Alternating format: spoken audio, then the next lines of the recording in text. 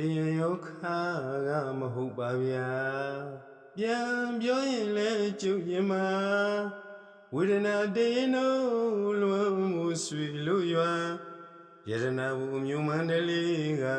အပြောကောင်းသူလေးပါနွေရသည်ချောင်းပရမကျုပ်တို့တို့အလေလားအလွမ်းလေးဒီလားပြီးခဲ့သူပါတစ်ဖက်သက်တိတ်တစ်ခုလေးနဲ့ကြိတ်ပူးကလေးကျုပ်ချစ်မိတာအဖြစ်မရှိတဲ့ဒေါသအသေးမှုဖွင့်ပြောဘူးလေမုံရဲခဲ့ပါအဆဆနှုံချပုံမလာတဲ့ဒေါသမှုပါငဲ့ကွယ်ဆန္နာ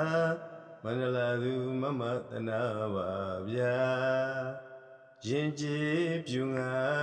ရွှေမန်းသူနတ်ဆန်နေဗျာတပတ်ရှူစရုံညောမှာတောပန်ကလေးတွေပန်းပြီးတဲ့အခါပန်းပြီးရင်အလံဝေးတဲ့လွမ်းရည်ခမဲ့သူဆိုတာညူချူယူသူအပြောကြောင့်တောသာအညာတရ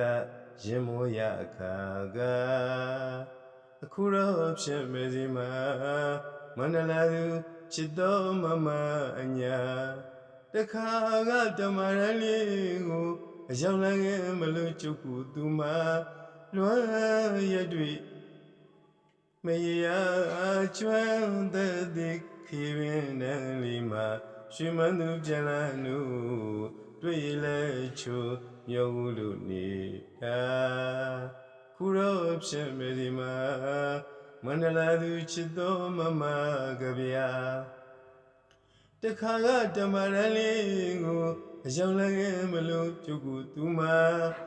ရှက်လာ၍အခါကပြောင်း၍လို့နှစ်တွေလဲကြာရွှေမန်းသူပေါ်မလားမျိုးသူမောလာတဲ့ဗျာလွမ်းရတွေ့မရကျွမ်းတဲ့ခေရင်နန်းကလေးမှာရွှေမန်းသူပြန်လာနုတွေ့လဲချိုမြောက်လို့နေမှာ